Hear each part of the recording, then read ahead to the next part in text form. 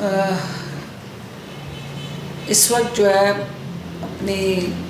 दिल की बात बताऊं तो टीवी और ये मीडिया के तमाशों से मैं दूर हूँ और मैं सुकून से अपने हलके के अंदर और अपने लोगों के अंदर और अपनी फैमिली के अंदर वक्त गुजार रही हूँ। और बड़े अरसे बाद मुझे कुछ लम्हे दस्तयाब हुए हैं और मैं इस किस्म की किसी भी ना वीडियोस से आगाह हूँ और ना मैंने देखी है और ना मैं जानबूझ के, क्योंकि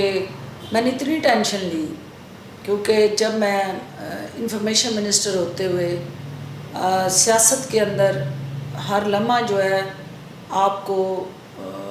टेंशन का सामना है और पीटीआई और ख़ास तौर पे खान साहब के साथ काम करना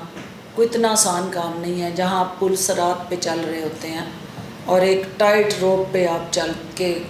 काम करते हैं। तो जब आप उन जिम्मेदारियों से अलहदा होते हैं तो फिर आपको कोशिश करनी चाहिए कि अनवांटेड टेंशन्स जो है उनके अंदर ना जाए। लेकिन अगर कोई ऐसी वीडियो है या वीडियो का कोई ऐसा कल्चर जिसके सामने इस वक्त सोशल मीडिया की स्क्रीन के सामने सब बेबस होते हैं तो मैं वो देख के उस पर कमेंट कर सकती हूँ, क्योंकि मैंने अभी तक देखी नहीं है इसलिए मैं उस पर कमेंट नहीं कर सकती। लेकिन चूँकि ये कैमरा एक बहुत बड़ा मिसाइल का रूप धार गया और हर शख्स के हाथ में जब ये कैमरा है तो ये स्किड मिसाइल है, तो ये स्किड मिसाइल कब किस पे जाके गिरता है ये किसी को नहीं पता है। तो लिहाजा सबको एहतियात की ज़रूरत है